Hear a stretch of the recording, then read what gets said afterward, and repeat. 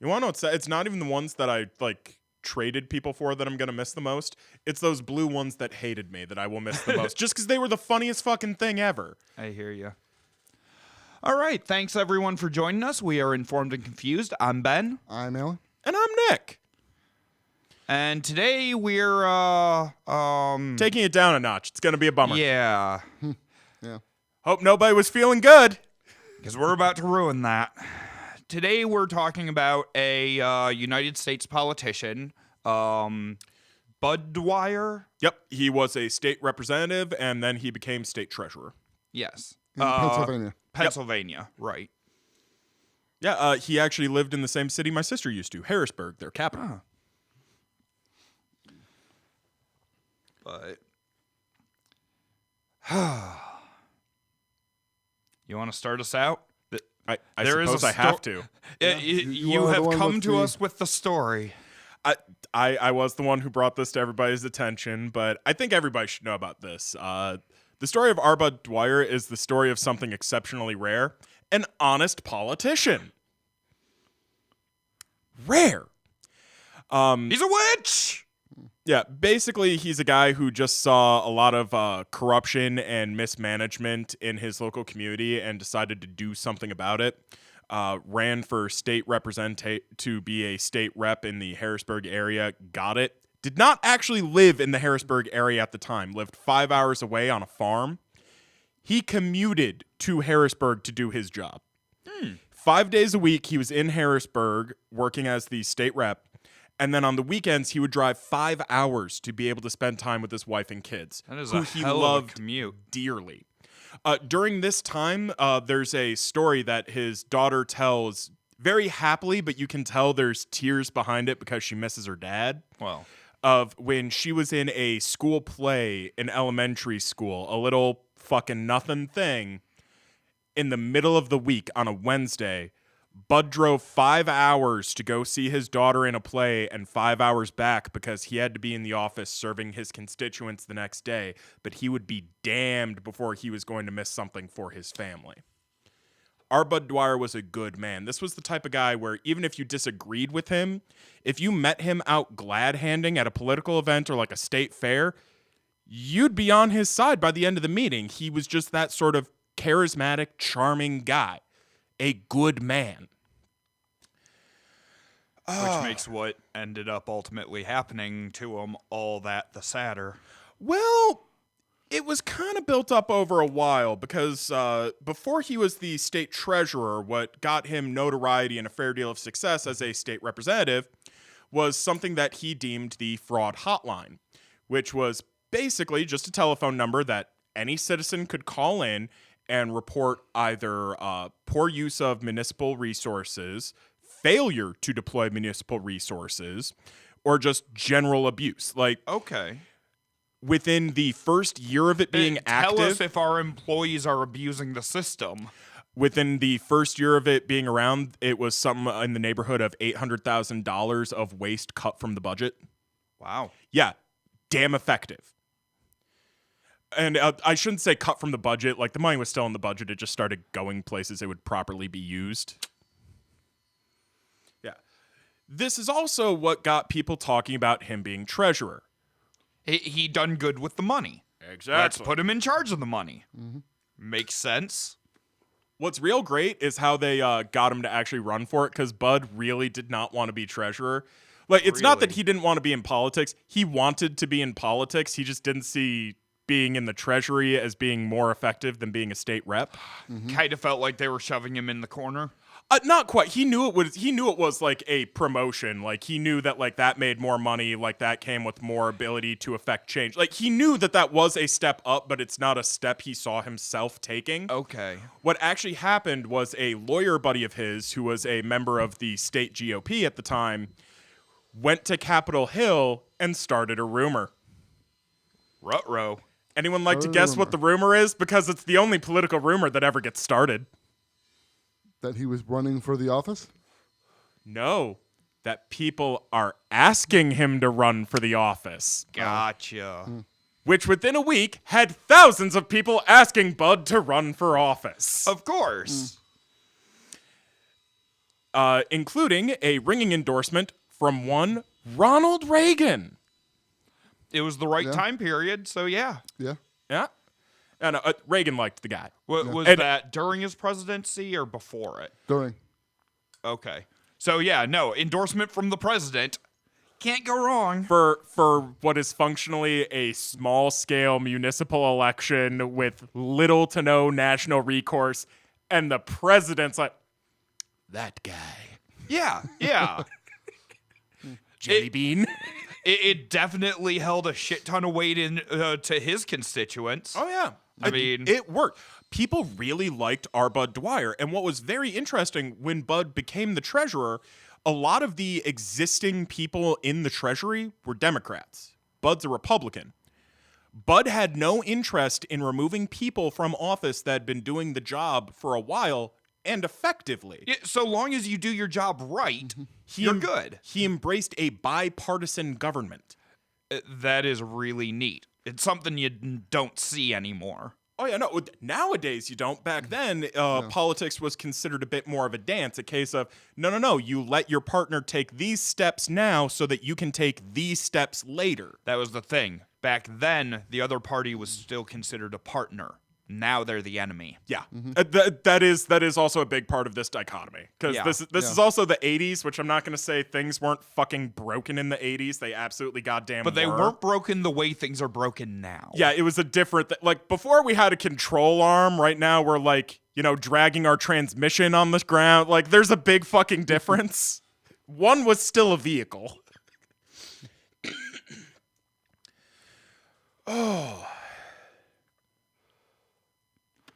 So he ends up getting the treasury job. Yep. Winning in more or less a landslide too, against an incumbent, like by all means, shouldn't have won. This is like Or a it wild. should have been close at least. Yeah, this is like a wildcat politician coming out of left field and just storming the place. Like, it's amazing. He was that popular with the people. Yeah. What year was that? You remember? Off the top of my head, I don't. I'm very sorry. Just full disclosure It for was folks. one of the Nixon years. Yeah, full disclosure for Reagan folks. Notes Reagan. got done What did I a say, little Nixon? funky.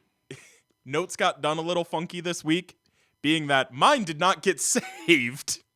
So I'm a little lacking on notes and dates, but I know the story. Alan, as per usual, is my anchor and came prepared with a fact sheet that is going to help us limp to the finish line. Thanks, Alan. And I'm here with my drink. No, Keeping our dreams of mediocrity alive. I was simply going to say that if it was in if it was a presidential election year, that might have had something to do with it. If it was Reagan getting elected on a national ticket, that could have been explained partly why he did as well as he did. Not to take anything away from the Yeah. guy, but simply It might have been, but I honestly don't remember. it would have been 84. Certainly, I don't think it would have been 80. It would have to have been like 84. Might have been 86. 86 is standing out in my brain, but a lot of shit happened in 84 too. Well, like is it's one of those. is 86 This the is year it why happened? I take notes, because dates do not stick in my fucking head. Well, what year does our story end, and we can work backwards through time there? Well, January of 87 is when the story ends. I knew it was January. 22nd, January 22nd. So how to be long specific. before that did he get the treasury job? How long was he? We can do this mathematically he and was work backwards. he was from still the in his end. first term, so 87. That would suggest 86 being the election year. Either 86 or 84, depending on, I forget whether or not Pennsylvania has its statewide elections on the off year or on the on years. I think it's on the off year. Again, I'm not sure either. Yeah. Either way, it was somewhere in the mid-late 80s. We are informed and confused. Yep. We know things, we just don't know exactly what we know. We know things he drinks. Between all of us, we're Game of Thrones. Watch.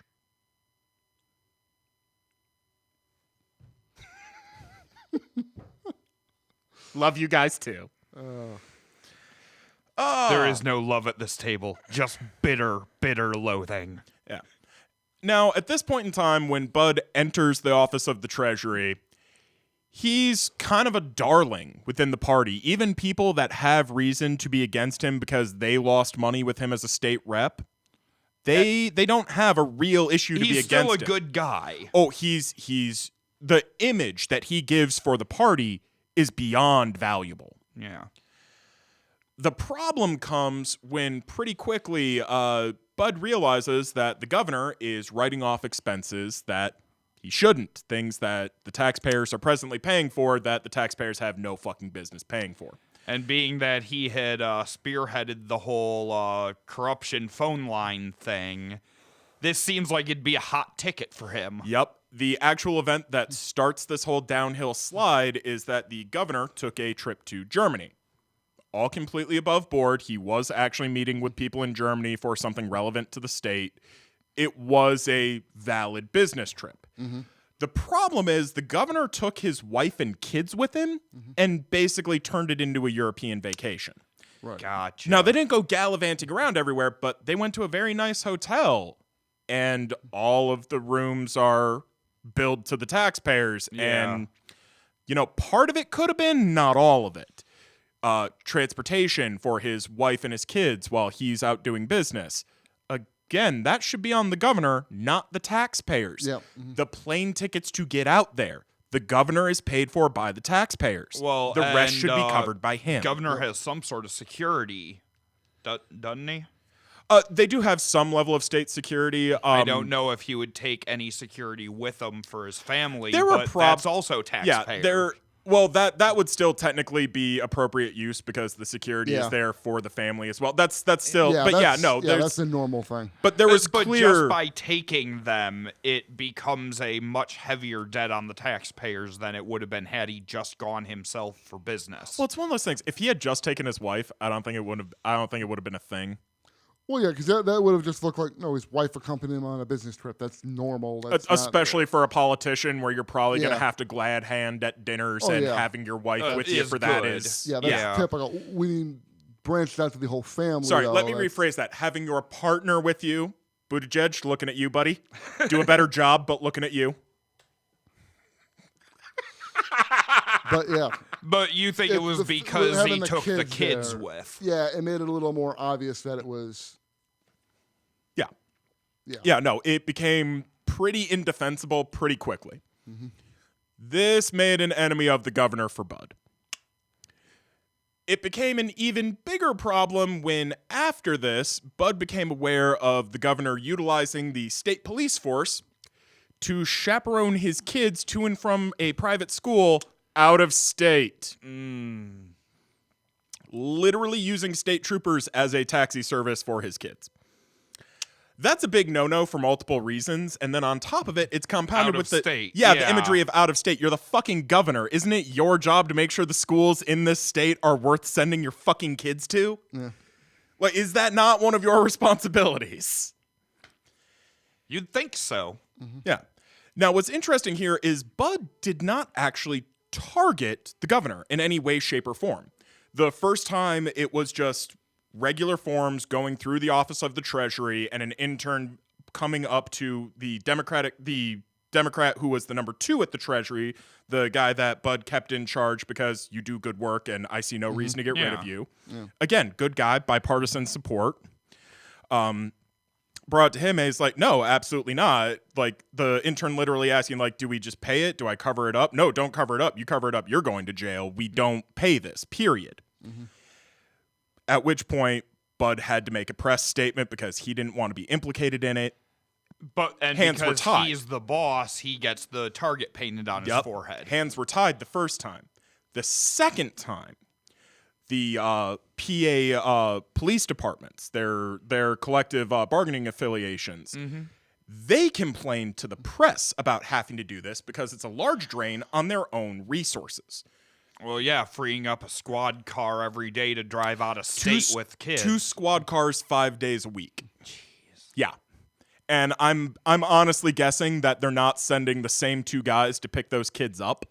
I mean, I would hope not. So we're looking at 4 cars, minimally 4 officers, potentially 8 if they're doing partners. This could be a huge waste of resources just on its face. Bud did not dig this up. It got brought to his attention by members of the press at a public address, at which point... So he was ambushed with it. At which point, hands are tied, and he has to take action and make a public statement. It's at this point where Bud now has enemies gunning for him in his own party, breaking Reagan's golden rule, thou shalt not speak ill of other Republicans. Yeah. This is at the time where people start trying to find a way to compromise Bud, simply to get him out of the way in order to dig something up so we can get rid of him. Yeah, someone trying to get leverage on him just so that they can go back to their normal business. The first way that they come about this is with a contract negotiation with a company called CTA, Computer Technology Assets? Associates, thank you. Where basically the state was buying services from them and then overbilling for them. And the difference was getting pocketed by various members of the local government. Bud caught on to this pretty fucking quick and shut it down, switched companies, big stink at the time. The way CTA tried to fight back was they tried to bribe him with $300,000. It's not very much, even for the 80s. For 100,000. Sorry, yes, $300,000. Okay. I was about to say I could live off that for quite a while. I mean, at least they didn't cheap out on the bribe, I guess. God, that thing smells wonderful. Right?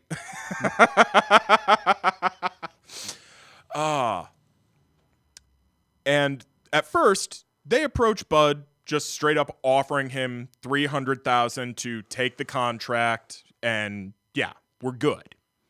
Tells him to get the fuck out of his office, and that's when he starts looking for a different company to do the city's contract with. Right. At which point, CTA starts hiring lawyers to approach him and say, my client would like to make a $300,000 campaign contribution.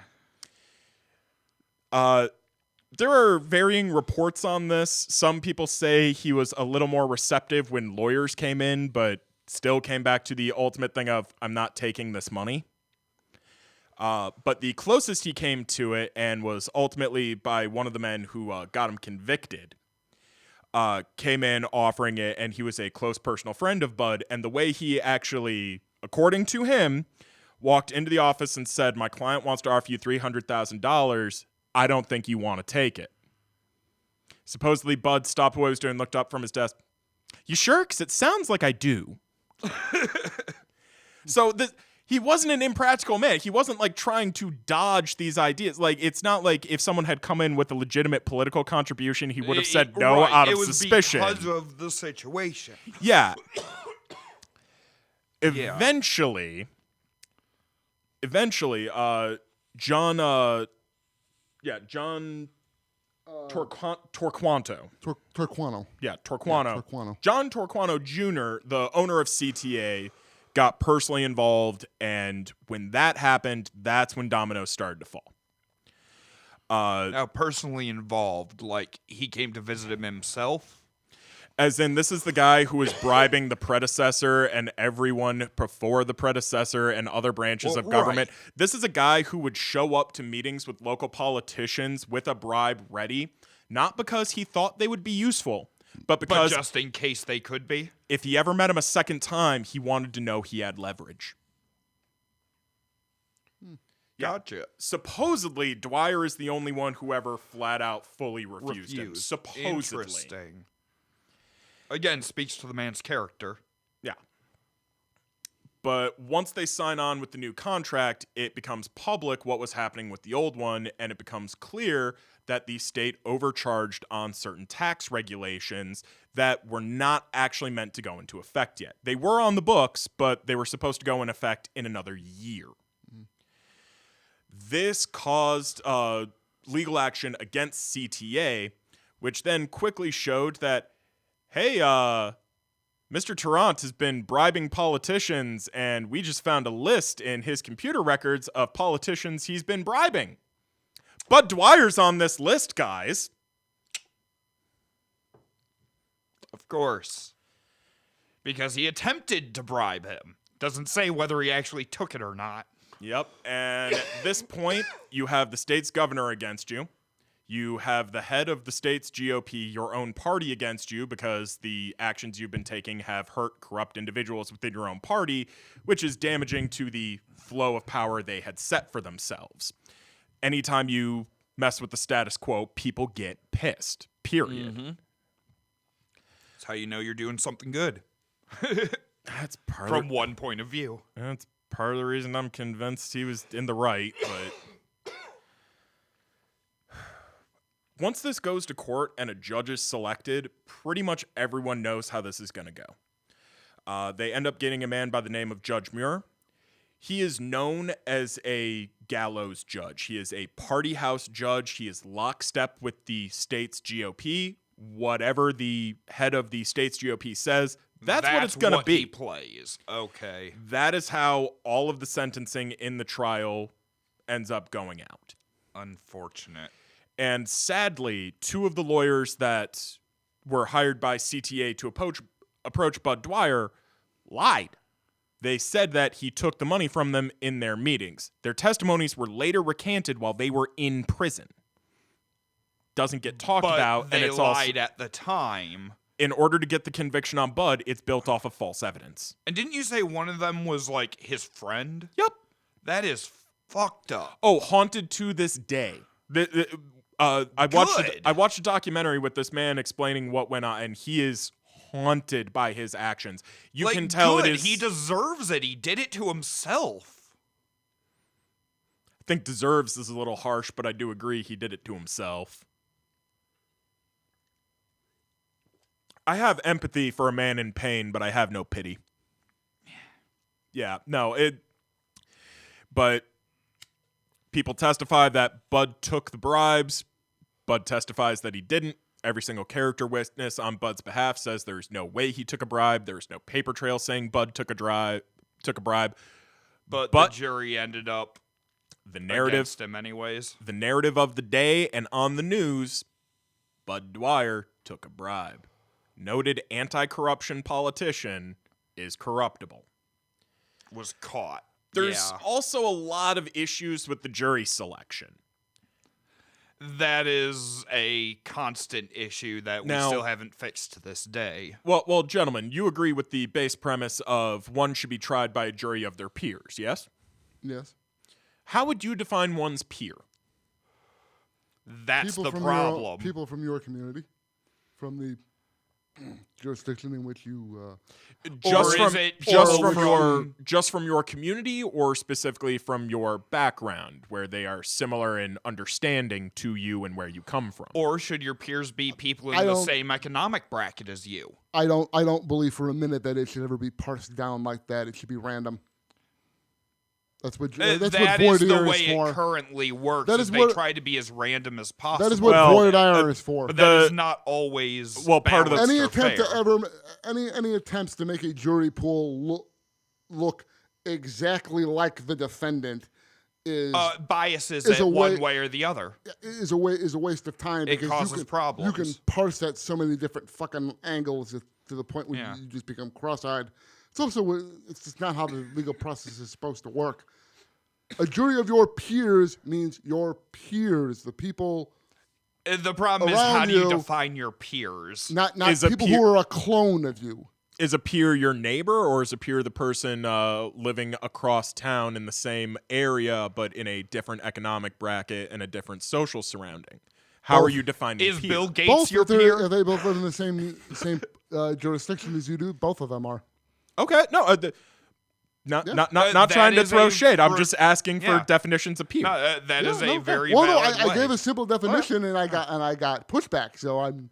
No. Seeking clarity. Seeking clarity. That's all. That's all. Push back. I just wanted to defending myself. Easy. I'm not getting excitable here. You asked me questions. I'm it was giving smart you to answers. cover the stick knife. We're safer this way.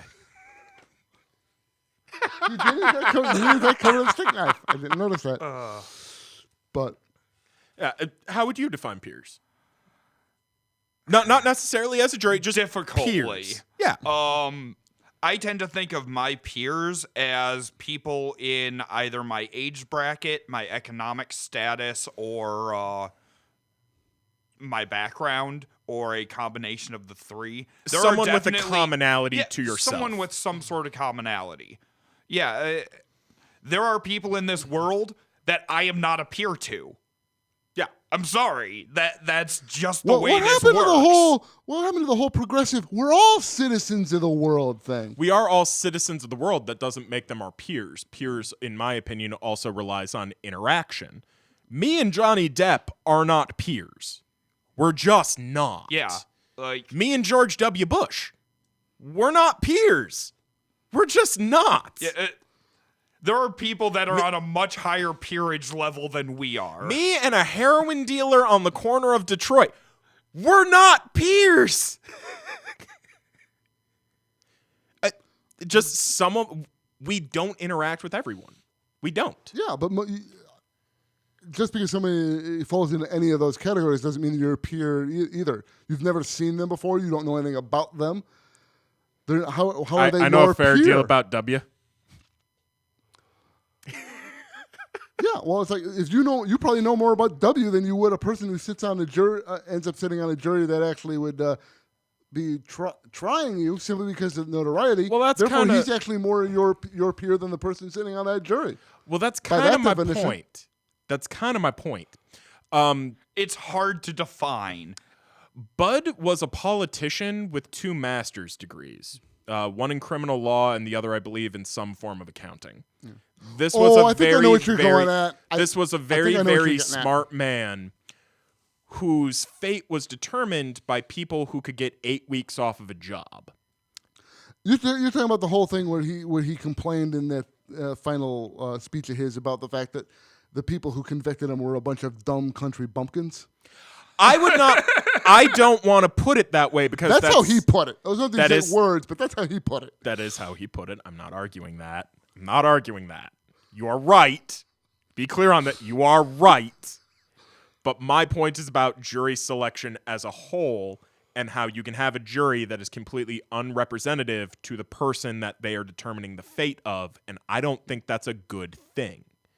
And I agree with you on that point. Yeah, and to be very clear, I'm not saying that a college degree is what makes you worthy as a person. I do not have a degree, and I feel I'm smart enough and worthy enough to spew my opinions to the internet at strangers believing they are somehow valid. Education does not determine a person's intelligence or competency, and I want to be clear on that.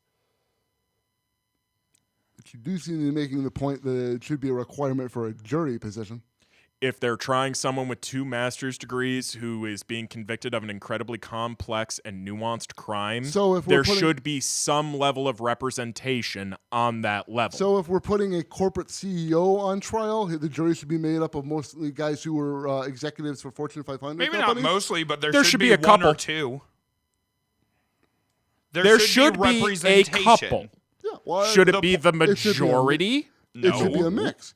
Well, so you see, that's what we're getting The at. point I think he's making is that there wasn't a single person on that jury in the same, what would you call it, intelligence bracket as No, him? because I or- don't want this to sound of intelligence. Education and Educational. economic Okay. background. That's the issue here. Bud currently lives in a world apart from these people. And I'm not saying that's good. I'm not saying that's bad. I'm not saying anyone's better just or is. inferior here. It's a case of they're separate. And sometimes separate things don't understand each other. So if he had been treasurer but hadn't had the master's degrees, you'd have been fine with the jury pool. I'd probably still Every other I would circum- probably circumstance- still have some issue with it, but nowhere near as grievous as I do. Because see, to me, at that point, whether or not, in this case, whether or not he had the master's degrees or not does not change the facts of the case. No, and it therefore doesn't. would not change the sitting jury pool's But ability I think to it could understand them. change. I think it could change a juror's ability to understand the facts of the case. I just Well, that's think what I'm we've saying. been I don't think fighting it's about possible. juries for a while now, and Well, no, that's part of the debate around this. That is part of the discussion. here. was the jury fair, or truly fair or not? Well, I mean, It- that's part of a broader discussion of whether or not your average American is smart enough to.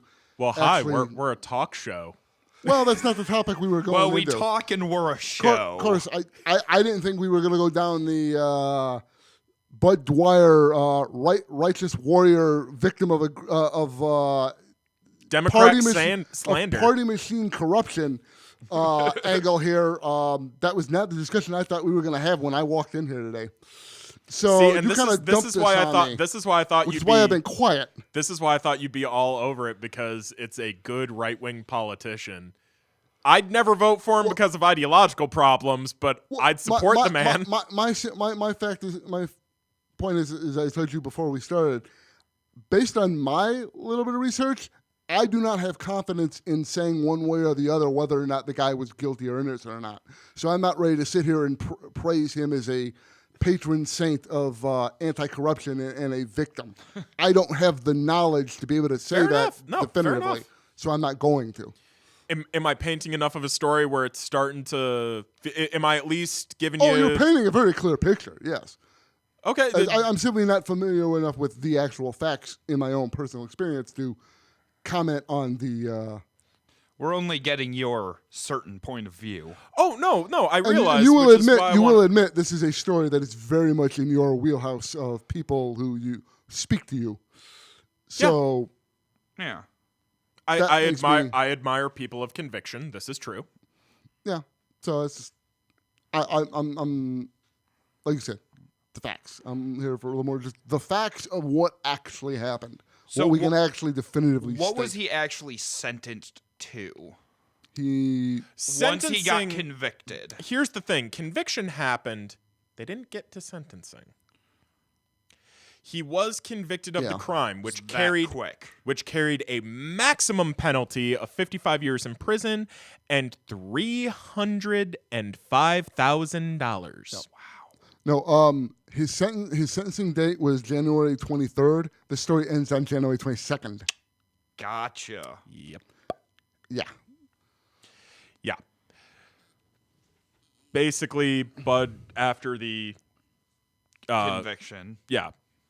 Goes about getting his affairs in order, constantly saying he's going to do what he can to fight this, but everyone looks at him and sees a broken man for various obvious reasons. His family never stops supporting him. He has to say he's going to fight it because that's what he has to say, but it's obvious looking at him that he was through.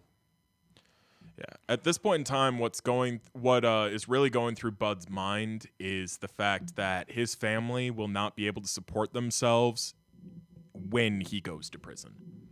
It will not be doable. Their lifestyle is not sustainable, even if they were to try to move back into their old house. Stay-at-home mother situations, or?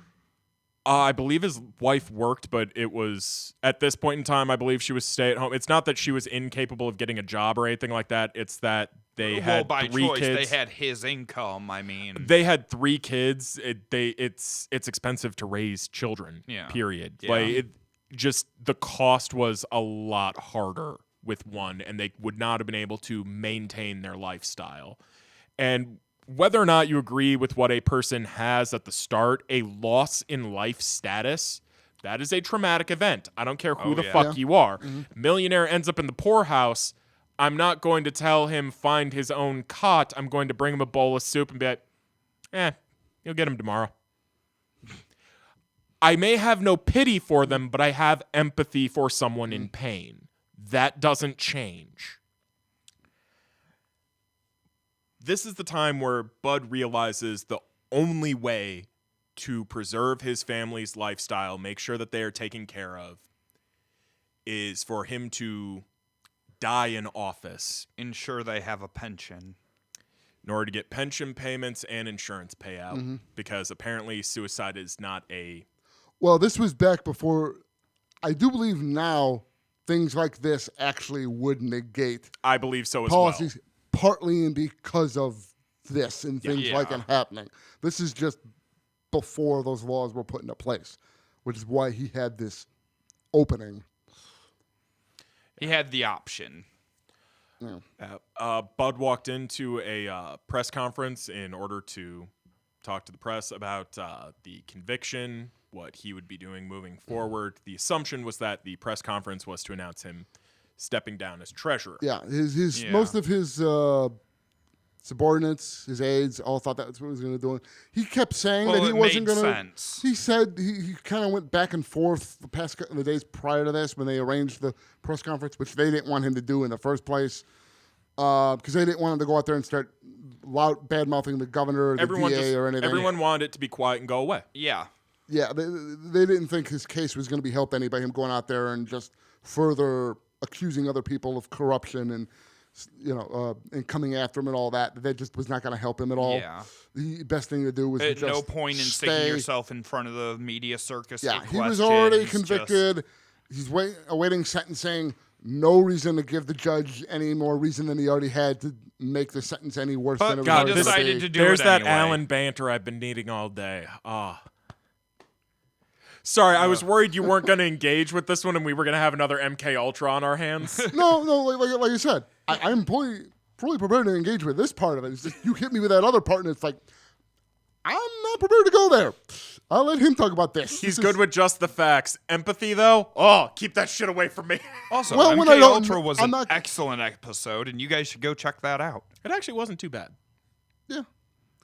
But Which feels as good a time as any. We are now upgraded to not just being on YouTube and SoundCloud. We are now also on Stitcher and Spotify. Spotify. Which, by the way, we need to insert about shows on both Stitcher and Spotify. Our bios are totally empty. Are they? Yeah. Yeah. We'll be fixing that too. Growing pains. Yep. Yeah. This has been such a fun project, learning how to do this as we go. Like, we're fucking up Royal as we go, but at the same time, it's entertaining. We're having Yeah. fun. Oh, it's entertaining as fuck. And if you guys are having fun too, that's really all that matters. Like, follow, subscribe, both Stitcher and Spotify support comments. Follow us, comment, get us in the algorithm. Engagement is how we grow. And if you're not content to just listen to us acting the fools, you can watch us act the fool over on YouTube, where we post the videos of these sessions. Man's got a point. And again, like, subscribe, follow, share with your friends. And after that bit of levity, let's bum everybody out with R. Bud Dwyer's last words. I thank the good Lord for giving me 47 years of exciting challenges, stimulating experiences, many happy occasions, and most of all, the finest wife and children any man could ever desire. Now my life has changed for no apparent reason. People who call and write are exasperated and feel helpless. They know that I am innocent and want to help, but in this nation, the world's greatest democracy, there is nothing they can do to prevent me from being punished for a crime they know I did not commit. Some who have called have said that I am a modern-day Job. I don't know what he's referencing there. Job? That does make more sense. The Bible. Yes. Informed and confused. Judge Muir has also noted for his medieval sentences. I face a maximum sentence of 55 years in prison and $305,000 fine for being innocent. Judge Muir has already told the press that he felt invigorated when we were found guilty and that he plans to imprison me as a deterrent to other public officials. But it wouldn't be a deterrent because every public official who knows me knows that I am innocent. It wouldn't be legitimate punishment because I've done nothing wrong. Since I'm a victim of political persecution, my prison would simply be an American gulag. I ask those that believe in me to continue to extend friendship and prayer to my family, to work unitingly for the creation of a true justice system here in the United States, and to press on with the efforts to vindicate me, so that my family and their future families are not tainted by this injustice that has been perpetrated on me. We were confident that right and truth would prevail, and that I would be acquitted, and we would devote the rest of our lives working to create a justice system here in the United States. The guilty verdict has strengthened that resolve, but as we've discussed our plans to expose the wants of our legal system, people have said, why bother? No one cares. You'll look foolish. 60 Minutes, 2020, the American Civil Liberties Union. Jack Anderson, and others have been publicizing cases like yours for years, and it doesn't bother anyone. Bud had more comments prepared, but at this point he stopped reading. He reached into his jacket, pulled out a manila envelope inside of... First he pulled out the 3 regular envelopes. Did he hand it to his aides? Oh, that's right. I'm sorry. Go ahead. Fill that in. Yeah. Which ultimately contained a letter for the new sitting governor, in which he we'll get into what's in those letters after we. No. This is the time. All right. He tries to make clear to the governor that as of the end of this, he did not ever officially resign as treasurer, so he's still in office, hoping to ensure that pension and everything comes through. Yeah, and that he recommends. I believe it was $1 million life insurance policy. 1.2. Thank you. I knew it was over $1 million. I knew it was a good payout. Yeah. Wow, that sounds dark. They died. It's a good payout. It is dark, but this is a dark tale. No, but and he also recommends that his wife be named to fill his vacant spot as treasurer in the interim. That does not happen, at least in part because they'd already selected. They'd already, they already knew he wasn't going to be treasurer much longer, one way or the other. Yeah. So they'd already come up with a deal. He had made enough enemies inside of his own party that it was not going to happen. Well, he'd been convicted, and literally by Pennsylvania state law, the minute he's sentenced, he's disqualified from public service. He automatically ceases to be treasurer automatically, whether or not there's any appeals or anything like that. It just automatically happens, which is why this happens on the day that it does. It's the last possible moment he can possibly do it. Oh yeah, no, man backed up against a wall. Yeah. So, and he hadn't been actively acting as treasurer through this entire process. His deputy had been, which was also a guy who had probably been taking money.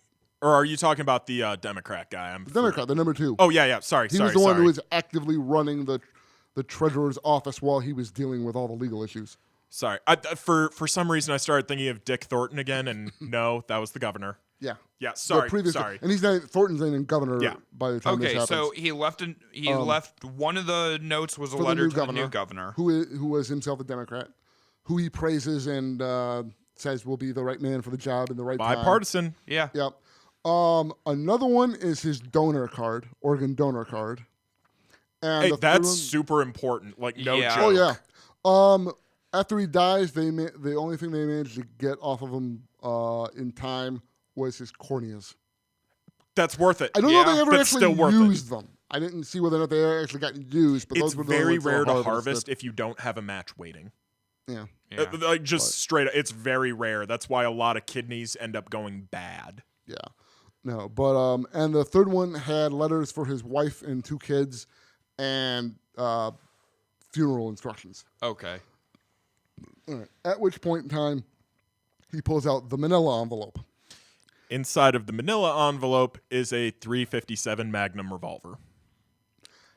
At which point, everybody in the room goes from being annoyed because this guy's horrified. There's a gun. Prior to what Nick read off, he went on for about 20 minutes and during what is described as a kind of rambling, incoherent, almost conspiracy theory-esque sort of thing about the. I think a man on his deathbed is allowed to be slightly erratic. Talking to Phil. Well, he didn't. Type nobody deal. knew that at the time. It's just everybody thought he was going to resign, and he came out there with all this, what sounded like crazy blather about the justice system and him being unfairly accused and all that stuff. It was very incoherent. I mean, you can understand why it's incoherent given what's about to happen. Yeah, he knows. But, but he'd been going on for a while, so they were kind of hitting that zone. People started leaving. Because they thought, we thought he was going to resign. Instead, he's just blathering like an idiot. This is not worth our time. He tells everybody to stop and don't leave because you're going to get a story or whatever. You're going to want to see the end. Yeah, something along those lines. Those aren't the exact words he uses, but he makes it clear that, there's something more here. So some people stay. Some people leave. Some people stay. So there are people in there and like 5 news cameras running when he pulls out that manila envelope. And I want to be clear about this because people who watch the footage, which is out there, I don't encourage it, but it is out there. People complain that no one tried to get the gun from him.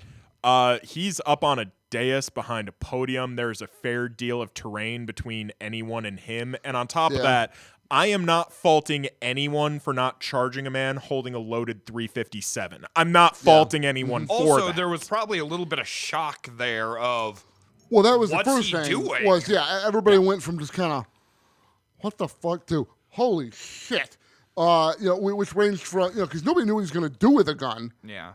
Yeah, it's shocking imagery. Yeah. Yeah, and And that moment of shock is all he needed to. well, because He yells out several times. First, he tells those that this will affect to leave the room. it's like if you get a squeamish stomach, leave the room. oh, Then the footage has him gesturing, stay back, holding the gun until Saying finally he people inserts it won't- into his own mouth and fires up. Yeah. No, but he was actively trying to tell people he didn't want other people to come at him because they didn't want him to get hurt by struggling for the gun or whatever. And like some people ducked for cover, some people ran out of the room to get help, other people tried to talk him down.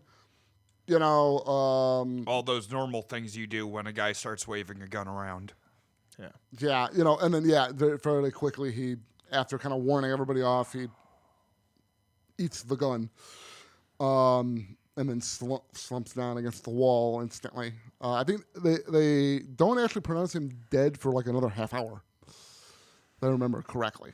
After they get somebody in there and Only a professional can do that. So so it took about a half hour before he was To get a doctor in. legally pronounced dead. Well, when do you expect that to happen?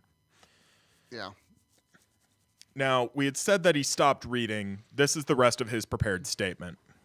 I've repeatedly said that I'm going to resign as state treasurer after many hours of thought and meditation. I've made a decision that should not be an example to anyone because it is unique to my situation. Last May, I told you that after the trial. I would give you the story of the decade. To those of you who are shallow, the events of this morning will be that story. But to those of you with depth and concern, the real story will be what I hope and pray results from this morning in the coming months and years. The development of a true justice system here in the United States. I am going to die in office in an effort to, see the same shameful tactics spread out in all their shame. I will not burn through our civic shamelessness and set fire to American pride. Please tell my story on every radio and television station and in every newspaper and magazine in the U.S. Please leave immediately if you have a weak stomach or mind, since I don't want to cause physical or mental distress. Joni, Rob, Dee Dee, I love you. Thank you for making my life so happy. Goodbye to you all on the count of 3.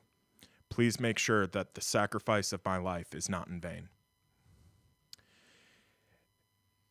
And I'd also like to leave off on a letter that was not handed out that day, but should have been. Mr. Dwyer's eldest daughter wrote a letter to him basically expressing that, I know this isn't true.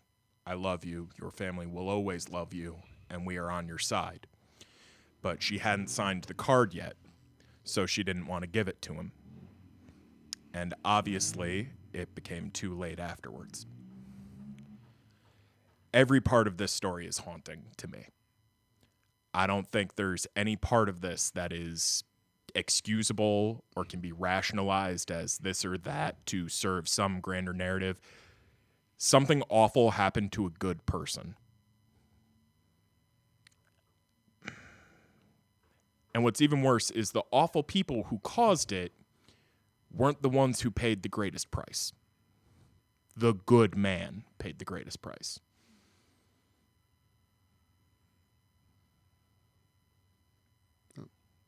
Told you it was going to be a downer. tragedy. Yeah. I mean, like you said, I'm not fully convinced. I'm not 100% convinced yet that the guy didn't actually take the bribe. So I'm not gonna paint it with that lens. Would you at least agree that there's a family in grieving? Oh, that it's a shouldn't tragic be? event. Yeah, No matter what. You yeah. No, know, the humanity of it is the same. There's no doubt about that. It's a tragic event, and the guy's background prior to that was 100% squeaky clean. It's a tragedy, and it would just be a tragedy that he slipped. He slipped one time, got caught, and that brought everything down after a lifetime of honest work. So it's tragic either whether he took the bribe or not. Either way, it's tragic for his family. It's tragic for him. It's tragic all around. I'm not afraid of having takes. I don't think Bud did anything illegal. No. I think he was a man who did the best job he could. Like I said, I told you, I saw the story about the guy recanting or whatever, but it's just the website I came across was not what I would call reliable, so I wasn't sure about that, and I just didn't have enough time to pursue that piece of evidence further. It kept coming up in multiple sources, at which point, when I start having a plurality of sources, that starts lending huge credence, and pretty much every well-resourced resource I could find on this, like documentaries and such, it's a part of it. Most of the articles I came up with were published fairly soon after the actual event, which is probably part of it. They were published pre these guys saying what they said. So a lot of stuff I looked at was independent researchers, 10 years out, publishing findings on the case, trying to tell the story in a more eloquent fashion than we do. I did see a headline about 6 years after this happened that they were trying to basically get it through the court system again to try and get his conviction overturned. They did try. It did not succeed. Yeah. So. Yeah, and I think the reality of that is if he had been alive in a cell, they would have. But man dead in the ground, they weren't going to spend the time and resources. Yeah. As cruel as that fucking is. Well, I mean, it's, It is what it is. If they're spending time on lifting his conviction, somebody else whose conviction might need to be lifted is waiting in line. Who's actually alive in a cell is waiting in line. Oh, yeah, no. So it makes sense. Yeah, no. Nothing is ever going to work perfectly no matter how well we try to design it, and that's just a cruel fact of existence. Yeah. Is what it is. At the end of the day, whether he did or did not take the bribe matters very little. What matters is there's a man dead now because of corruption and the failure of our system and our people. Well, I think it does very much matter whether or not he took the bribe. If he took the bribe, the justice system didn't fail. If he was guilty as convicted, if he took the bribe, then he was part of the failed system. Well, but I mean, politicians have been taking bribes since before there was writing. But see, the Italians have it right. Have a disclosed box on their taxes. Bribe disclosure. It's the best possible set, except that the politicians are going to get shitty money. Tax the shitty money. But I mean, now talking about the future stuff though, what this also did, I guess you could call this a positive light. This event did lead to, I'm pretty sure it's part of what led to reforms in the insurance system and all that. That says you can't collect if the person in question commits suicide. I don't know if I would call that a positive per se. It removes the incentive for somebody to do this. Yes. It also takes away any benefits from people that are legitimately dealing with issues and things. It hurts the grieving party more. It hurts just as much. All right, now if you were to ask Bud Dwyer's family whether or not they would like to have kept that $1.2 million or to have their dad and husband back. Oh, I guarantee they want their dad and husband. Yeah, which is my point. While them not getting the money is a bad thing, having someone take their own life is worse. Yeah. Oh yeah. No. That argument. Is my point. No argument. Yeah, and they also coming out of this, they started coming up with procedures and regulations for news crews and people in the media at news studios on how to handle situations like this when they crop up again. Because I think you might have hinted at it. When this initially happened, it was It wasn't a live event, but there were cameras in there Yeah, he recording said there it. were like 5 different 5 news different crews news in cameras there. recorded the event. And multiple news stations played the entirety of the clip. One news station played the entirety of the clip twice, I believe, during the day. Other news stations played varying portions or versions of it, or they would I know one did it where they played it all the way up to him pulling the trigger, froze the image, but let the audio continue. Yep. So there were a variety of different approaches. The one they that took. can, presented it. The one that confuses me the most is one of the local news subsidiaries played the full clip in the afternoon, and then for the evening news played an edited clip with the reasoning of the kids would be home from school. The problem is They were already home snow from school day. that day. Yeah. Yeah, so a bunch of children had already seen it. Yeah. Yeah, no, this was a shit show the whole way round. Yeah, and again, that's part of that is, I think the last time only other thing like this I can remember from prior to this that happened even remotely like this, and this was live though, with when Oswald got shot. Yeah. That happened on national television, but that was a live thing. This they actually had time to think about it. And if they had thought about it, they could have done something. Yeah. Yeah, and it's a question of there really weren't any rules for how you handle a situation like this, so they had to kind of, balance, the importance of the news story and presenting the facts with, adjusting for your audience kind of thing, which is why you had the different approaches. As well as the never-ending search for ratings and how much can we actually get away with because the audience is going to be all over it. So we've kind of actually looped back around on this issue. I think I think we're starting to circle the drain, so I think it may be time to pull the plug. Well, I was just one last point I was going to make about this, just more pertinent to today. Go for it. The idea that we've kind of circled back around on this issue, where because of stuff like this, they put those rules on there, and you had a thing where you don't show stuff like that on the news media. Mm-hmm. But now we've kind of come back to where you have to consider it again, because with social media and the internet, it's going to be out there anyway. And cell phones, if it's out there anyways, you need to provide proper context. Then so it's still that. No, we're back to that same question again, albeit for different reasons. We've kind of looped back around. That's why all of a sudden shootings are on the news again. It's the 80s all over again. You need to bring attention to a problem to get it addressed. Yeah. And on that note, I believe. I think that pretty well brings us to an end. Yeah. Thanks all of you for tuning in with us once again. We've been informed and confused. I'm Ben. I'm Alan.